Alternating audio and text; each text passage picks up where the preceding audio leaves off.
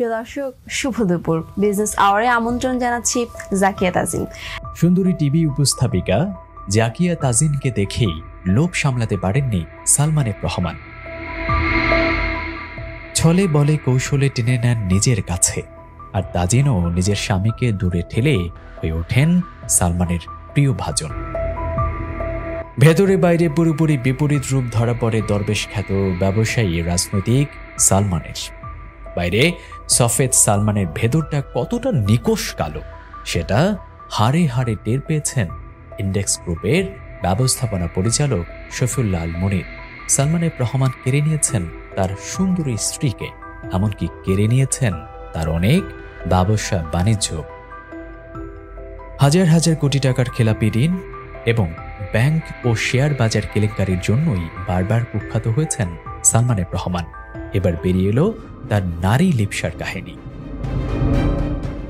এ বিষয়ে ইন্ডেক্স গ্রুপের এমডি শফিউল্লাহ আল মনির একটি বেসরকারি টেলিভিশন চ্যানেলকে বলেন, উনি মানে জাকিয়া তাজিন একসময় শেয়ার মার্কেট বিষয়ক নিউজ প্রেজেন্টার হিসেবে কাজ করতেন বিটিভি এবং 21 টেলিভিশনে।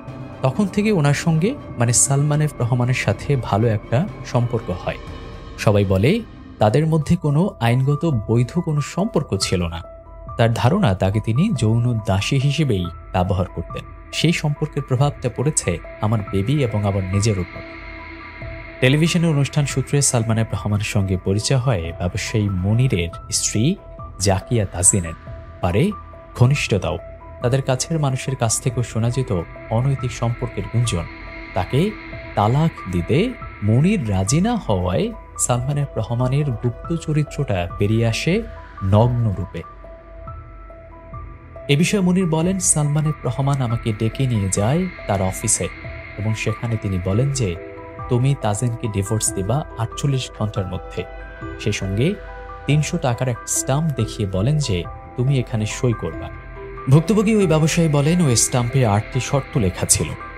তার মধ্যে ছিল, আমি কখনোই আমার কোম্পানিকে নিজের বলে দাবি করতে পারবো না, আমার স্ত্রী নামে সোশ্যাল মিডিয়া এবং টেলিভিশন চ্যানেল কোথাও কোনো অভিযোগ করতে পারবো না, আমার ছেলের কাস্টোডিও চাইতে পারবো না আমি। মনির বলেন, তখন আমি বললাম যে এটা কিসের জন্যে, আমার অপরাধ কি? আমরা হাজব্যান্ড ওয়াইফ, আমাদের মধ্যে যদি কোনো সমস্যা থাকে সেটা আমরা নিজেরাই সমাধান করতে পারবো, আমাদের ফ্যামিলিও আছে। তিনি বললেন, না তা হবে না, সোজা পথ হচ্ছে তুমি এখন যাবা এবং তোমার স্ত্রীকে ডিভোর্সের নোটিশ পাঠাবা এবং তাকে ডিভোর্স দেবা।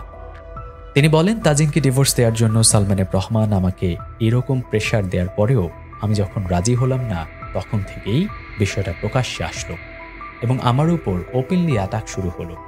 এর আগ পর্যন্ত কিন্তু বিষয়টা গোপনই ছিল বা কেউই জানতো না, এমনকি আমার অফিসের লোকজনও জানতো না যে কোনো সমস্যা হচ্ছে কিনা আমাদের।